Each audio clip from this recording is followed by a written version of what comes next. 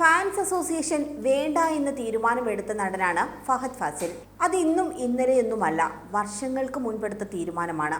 ജീവിതത്തിലെ പ്രധാനപ്പെട്ട സമയം ഏതെങ്കിലും ഒരു നടനു വേണ്ടി മാറ്റിവെക്കാതെ ആ സമയം സ്വന്തം ജീവിതത്തിൽ മുന്നേറാൻ ശ്രമിക്കണമെന്നാണ് താൻ ആഗ്രഹിക്കുന്നതെന്ന് പ്രേക്ഷകരോട്, തന്റെ ആരാധകരോട് ഫഹദ് ഫാസിൽ അന്ന് പറഞ്ഞത്. അന്നത് വലിയ ചർച്ചയായിരുന്നു. ഇഷ്ടതാരങ്ങൾക്ക് വേണ്ടി ഫാൻസ് അസോസിയേഷൻ തമ്മിൽ തല്ലുന്നതും സൈബർ ബുള്ളിയിങ് നടത്തുമ്പോഴുമെല്ലാം ഒരു വിഭാഗം ആൾക്കാർ ഫഹദിനെയായിരുന്നു ചൂണ്ടിക്കാണിച്ചിരുന്നത്. ഇപ്പോഴിതാ ഫഹദ് ഫാസിലിന്റെ പുതിയ പ്രസ്താവന സോഷ്യൽ മീഡിയയിൽ ചർച്ചയാകുന്നു.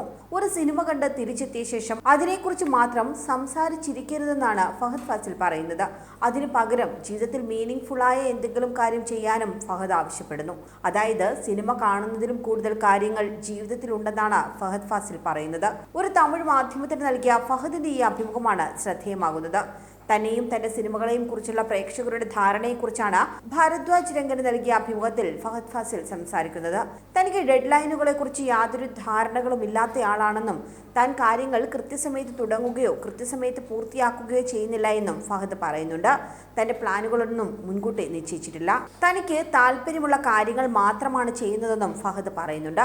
പ്രേക്ഷകരോട് എപ്പോഴും പറയാറുണ്ട്, അവരോടുള്ള തന്റെ ഒരേ ഒരു ഉത്തരവാദിത്തം അവർക്ക് കാണാൻ താല്പര്യമുള്ള സിനിമകൾ നിർമ്മിക്കുക എന്നതാണ്.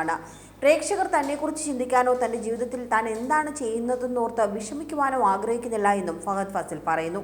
തിയേറ്റർ വിട്ടതിനു ശേഷം തന്നെക്കുറിച്ചോ തന്റെ അഭിനയത്തെക്കുറിച്ചോ ചർച്ച ചെയ്യേണ്ട കാര്യമില്ല എന്നും ഫഹദ് തന്റെ അഭിപ്രായമായി മുന്നോട്ട് വയ്ക്കുന്നുണ്ട്.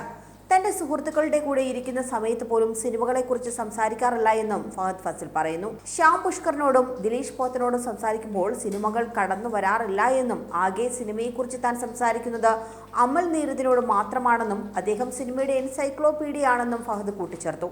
നിങ്ങൾ സിനിമ കഴിയുന്നതുവരെ എന്നെക്കുറിച്ച് ചിന്തിക്കുക. തീൻമേശയിൽ ആളുകൾ അഭിനേതാക്കളെക്കുറിച്ചോ അവരുടെ അഭിനയത്തെക്കുറിച്ചോ സംസാരിക്കാൻ ആഗ്രഹിക്കുന്നില്ല.